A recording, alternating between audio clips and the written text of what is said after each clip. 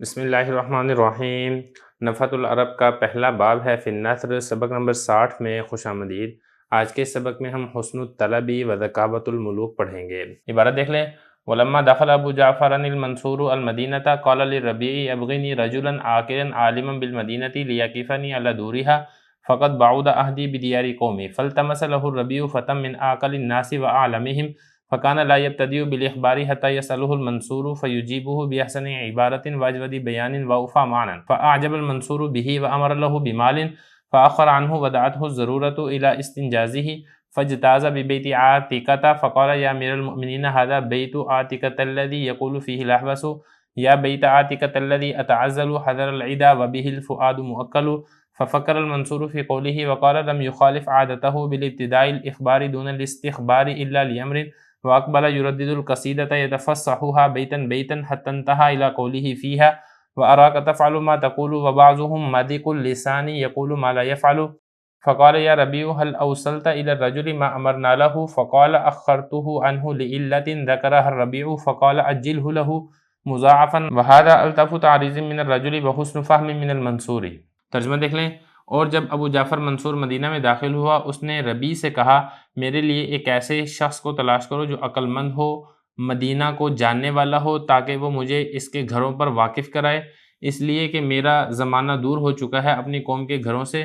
ربیع نے تلاش کیا لوگوں میں سے عقل مند ترین جوان کو اور لوگوں میں سے سب سے زیادہ جاننے والے کو، اور وہ ایسا شخص تھا جو خبر دینے میں ابتدا نہیں کرتا تھا، یہاں تک کہ منصور اس سے سوال کر لیتا اور پھر وہ اس کو جواب دیتا تھا ایک خوبصورت عبارت کے ساتھ اور شاندار بیان کے ساتھ اور بھرپور معنی کے ساتھ۔ منصور کو وہ شخص پسند آیا اور منصور نے اس شخص کے لیے مال کا حکم دیا اور وہ مال اسے ملنے سے تاخیر ہو گئی اور اسے ضرورت نے مجبور کر دیا وعدے کو جلدی پورا کرنے کی درخواست کی طرف۔ پھر وہ عاتکہ کے گھر کے پاس سے گزرا اور اس نے کہا اے امیر المومنین، یہ عاتکہ کا وہ گھر ہے جس کے بارے میں احوص نے یہ والا شعر کہا ہے، اے عاتکہ کا وہ گھر کہ دشمنوں کے خوف سے میں نے اس سے دوری اختیار کی ہے، حالانکہ دل اسی سے وابستہ ہے۔ منصور نے اس کے قول میں غور و فکر کیا اور کہا خبر طلب کیے بغیر ابتداً خبر نہ دینے کی عادت کی جو اس نے مخالفت کی ہے یہ کسی وجہ سے کی ہے۔ منصور قصیدے کو دہرانے اور اس کے ایک ایک شعر میں غور و فکر کرنے لگا یہاں تک کہ وہ اس شعر تک پہنچا جس میں یہ تھا میں تجھے وہ کام کرتے دیکھتا ہوں جو تو کہتا ہے اور بعض لوگ ملاوٹی باتوں والے ہیں جو کہتے ہیں کرتے نہیں ہیں۔ بادشاہ نے کہا اے ربیع، کیا تو نے پہنچا دیا تھا اس شخص کی طرف جو ہم نے حکم دیا تھا اس کے لیے؟ تو ربیع نے کہا میں نے تاخیر کر دی اس کو دینے سے کسی مجبوری کی وجہ سے۔ پھر ربیع نے اس مجبوری کا ذکر کیا تو بادشاہ نے کہا جلدی دے دو اس کو وہ رقم دگنا کر کے، اور یہ اس شخص کی جانب سے نہایت لطیف اشارہ اور منصور کی جانب سے بہت اچھا سمجھنا ہے۔ عبارت اور ترجمے کے بعد کچھ الفاظ ہیں جن کی لغوی صرفی تحقیق دیکھ لیں۔ پہلا لفظ ہے حسن الطلب۔ حسن باب اس کا کرم یکرم ہوتا ہے، حسن یحسن حسنن اس کا معنی ہوتا ہے خوبصورت ہونا۔ اس کے بعد آگے ہے ذکاوہ، ذکی یذکا باب اس کا سمیع یسمع ہوتا ہے اور اس کا مطلب ہوتا ہے ذہین ہونا، عقل کی تیزی والا ہونا۔ آگے لفظ دیکھیں ابغنی، ابغا یبغی ابغا باب اس کا افعال آتا ہے اور اس کا مطلب ہوتا ہے طلب کے اندر مدد کرنا۔ وقف یقف وقوفاً باب اس کا آتا ہے ضرب یضرب اور اس کا مطلب ہوتا ہے کسی چیز پر مطلع ہونا، کسی چیز کے بارے میں باخبر ہونا۔ آگے لفظ دیکھیں دور، یہ دارن کی جمع ہے، گھروں کو کہا جاتا ہے۔ بعود یبعود باب اس کا کرم یکرم ہے اور اس کا مطلب ہوتا ہے دور ہونا۔ عہد یہ زمانے کو بھی کہا جاتا ہے اور وعدے کو بھی کہا جاتا ہے، یہاں پر زمانے کے معنی میں استعمال ہو رہا ہے۔ دیار یہ دار کی جمع ہے، گھروں کو کہا جاتا ہے۔ التمس یلتمس التماس تلاش کرنا باب اس کا افتعال ہے۔ اعقل یہ اسم تفضیل کا صیغہ ہے واحد مذکر کا، باب اس کا ضرب یضرب ہوتا ہے۔ عقل یعقل عقلا اس کا معنی ہوتا ہے دانا ہونا، سمجھدار ہونا۔ آگے دیکھیں عالم یہ بھی اسی طریقے سے اسم تفضیل کا صیغہ ہے، باب اس کا سمیع یسمع ہوتا ہے۔ علم یعلم جاننے والا ہونا۔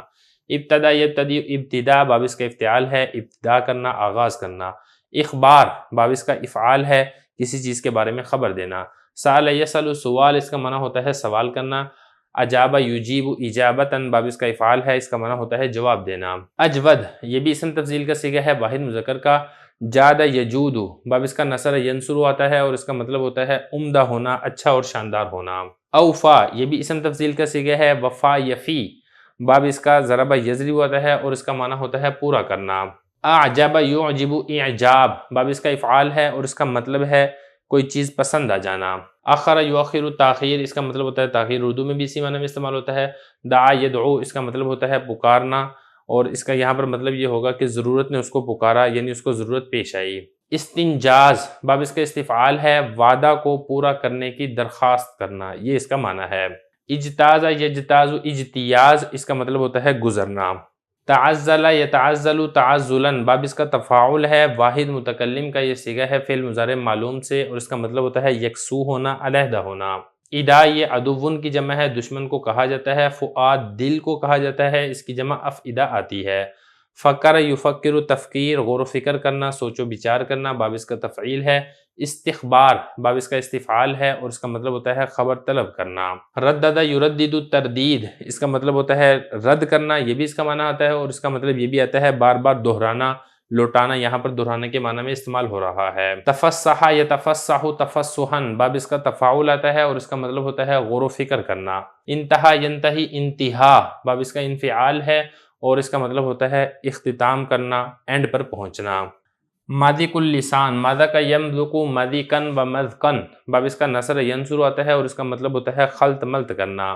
تعریض، یہ باب تفعیل کا مصدر ہے، خفیہ اشارے کو بھی کہا جاتا ہے، اور اسی طریقے سے کسی کے اوپر ڈھال کر بنا کر کوئی بات کرنا، یہ بھی اس کا معنی آتا ہے۔ بہرحال یہ کچھ الفاظ تھے جن کی لغوی صرفی تحقیق ہو چکی ہے، اب اس کی تھوڑی سی تشریح سمجھ لیں۔ عنوان دیکھیں، حسن الطلب، اچھے طریقے سے طلب کرنا، اور ذکاوت الملوک، بادشاہوں کی ذہانت، بادشاہوں کی عقل مندی۔ تو اس میں ایک واقعہ ذکر کیا جا رہا ہے جس میں ایک شخص ہے، اس نے سوال بہت اچھے اور شاندار طریقے سے پیش کیا ہے، اس کا تذکرہ ہے، اور اس میں بادشاہ ہے جس نے اپنی عقل مندی سے اس سوال کو سمجھ لیا اور اس کی ضرورت کو پورا کیا۔ تو واقعہ یہ ہے کہ ابو جعفر منصور جو کہ بادشاہ تھا، جب یہ مدینہ منورہ میں گیا ہے تو ربیع جو کہ ایک بڑے عالم ہیں اور ان کے مصاحب تھے، انہوں نے اس سے کہا، ربیع سے کہا کہ میرے لیے ایک آدمی کو تلاش کرو جو عقل مند ہو اور مدینہ کو جاننے والا ہو، یعنی شہر کا واقف ہو، شہر کا بھیتی ہو، تاکہ وہ مجھے ان کے گھروں کے اوپر پہچان کروائے کہ یہ فلاں کا گھر ہے، فلاں قبیلے سے ہے، فلاں خاندان کا، فلاں شخص ہے، یعنی کہ اس کو اچھے طریقے سے معلومات ہو۔ فقط بعد عہدی بدیار قومی، اس لیے کہ میرا زمانہ وہ دور ہو چکا ہے اپنی قوم کے گھروں سے، یعنی منصور پہلے مدینہ منورہ کے اندر رہتا تھا، بعد میں یہ مدینہ منورہ سے چلا گیا اور ایک لمبا عرصہ گزر چکا تھا، تو اب چونکہ ایک طویل عرصہ گزر چکا ہے، لہذا اپنی قوم کے گھروں کے بارے میں اس کو معلومات نہیں تھی، تو اس نے ایک ایسے آدمی کو تلاش کیا، دوسرے لفظ میں آپ یہ کہہ سکتے ہیں کہ ایک گائیڈ کو کہا کہ لے کر آؤ جو کہ قوم کے گھروں سے اچھے طریقے سے واقف ہو اور مجھے بتا سکے۔ تو ربیع جو شخص ان کے مصاحب تھے بادشاہ کے، انہوں نے ایک آدمی کو تلاش کیا جو لوگوں میں سے عقل مند ترین آدمی تھا اور لوگوں میں سے جو مدینہ منورہ شہر کے بارے میں سب سے زیادہ جاننے والا تھا، اور یہ ایسا ذہین آدمی تھا کہ یہ ابتداً خبر نہیں دیتا تھا حتیٰ کہ منصور سوال نہ کر لیتا۔ جب منصور کسی چیز کے بارے میں سوال کرتا تھا تو ایک بہت اچھی عبارت کے ساتھ، بہت اچھے الفاظ کے ساتھ، عمدہ بیان کے ساتھ اور بھرپور معانی والے الفاظ کے ساتھ منصور کی بات کا جواب دیتا تھا، یعنی جو چیز منصور پوچھنا چاہتا تھا اس کو بالکل ویسے ہی طریقے سے اسی طرح پیش کر کے بیان کرتا تھا۔ تو منصور کو یہ والا شخص بہت پسند آیا، منصور نے حکم دیا کہ اس کو مال دیا جائے، فاخران ہو، اب وہ مال اس کو ملنے سے تاخیر ہو گئی۔ ظاہر ہے حکومتی کام ہوتے ہیں، پہلے ادھر سے ایک حکم جاری کیا جاتا ہے، پھر ماتحت عملہ ہوتا ہے، پھر وہاں سے جو وزیر خزانہ تک بات جاتی ہے، تو اس لیے اس کاموں کے اندر تھوڑی سی تاخیر ہو گئی۔ اب اس شخص کو ضرورت پیش آئی ہے کہ وہ درخواست کرے کہ آپ نے جو مال دینے کا وعدہ کیا تھا اس کو پورا کریں۔ اب یہاں پر مسئلہ یہ پیش آ گیا کہ اب اگر وہ اپنی زبان سے کہتا ہے کہ جو بادشاہ سلامت آپ نے مجھے وعدہ کیا تھا کہ مال دینے کا وہ مجھے دے دیں، تو یہ مناسب نہیں تھا، اور اس کو ضرورت بھی تھی کہ مجھے مال مل جائے، تو اس نے ایک اور طریقہ اختیار کیا۔ وہ طریقہ کیا اختیار کیا؟ وہ یہ کیا کہ عاتقہ، یہ جو ایک شخص تھا، اس شخص کے گھر کے پاس سے بادشاہ کے ساتھ یہ گزر رہا تھا، تو اس نے ابتداً یہ والی بات کہی کہ یہ عاتقہ کا وہ گھر ہے جس کے بارے میں احوص نے یہ والا شعر کہا ہے۔ اب احوص نے شعر کون سا کہا ہے وہ دیکھ لیں ذرا۔ یا بیت عاتقہ التی اتعزل، اے عاتقہ کا وہ گھر کہ دشمنوں کے خوف سے میں اس سے دور ہو جاتا ہوں، لیکن جو میرا دل ہے وہ اسی کے ساتھ بندھا ہوا ہے، میرا دل تو اس گھر سے دور نہیں ہوتا، لیکن چونکہ دشمن ہیں، مجبوریاں ہیں، لہذا میں اس گھر کے قریب نہیں رہ سکتا ہوں۔ اب یہ والا شعر کہہ دیا۔ اب دیکھا جائے تو اس شعر کا اس بادشاہ سلامت کو بتانے کا کوئی مقصد نہیں بنتا تھا، تو جو منصور بادشاہ تھا اس نے اس بارے میں غور کیا کہ یہ جو شخص ہے یہ تو ایسا شخص ہے کہ یہ ابتداً کسی چیز کے بارے میں بتاتا نہیں ہے، تو اس نے آج اپنی اس عادت کی خلاف ورزی کیوں کی ہے؟ جب میں نے اسے پوچھا نہیں ہے کہ یہ کس کا گھر ہے، اس کے بارے میں کسی شاعر نے کوئی شعر کہا ہے یا نہیں کہا ہے، تو اس نے ابتداً یہ والا شعر کیوں کہا ہے؟ ضرور کوئی نہ کوئی وجہ ہے۔ ففکر المنصور فی قولی، منصور نے اس آدمی کے قول کے اندر غور و فکر کیا اور کہا کہ یہ والا جو شخص ہے خبر طلب کیے بغیر ابتداً خبر نہیں دیتا، لیکن اس نے اپنی عادت کی مخالفت کی ہے، الا لامر، ضرور کسی کام کی وجہ سے، کسی اہم مقصد کی وجہ سے اس نے اپنی عادت کی خلاف ورزی کی ہے، وگرنہ یہ تو اپنی عادت کی خلاف ورزی نہیں کرتا۔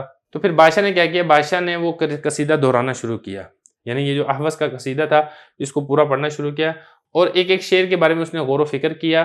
قصیدہ دہراتے دہراتے ایک اس شعر تک پہنچ گیا جس میں یہ جو احوص شاعر تھا اس نے یہ والا شعر کہا تھا کہ میں آپ کو دیکھتا ہوں کہ آپ وہ والا کام کرتے ہیں جو آپ کہتے ہیں، لیکن بعض لوگ ایسے ہیں جو ملاوٹی باتیں کرنے والے ہیں، یعنی ایسی باتیں کرتے ہیں جس کے اوپر وہ عمل نہیں کرتے، اس کو پورا نہیں کرتے۔ تو بادشاہ کو پتہ چل گیا کہ اس نے احوص کا جو شعر ذکر کیا تھا تو مقصد یہ والا شعر کی طرف اشارہ کرنا تھا۔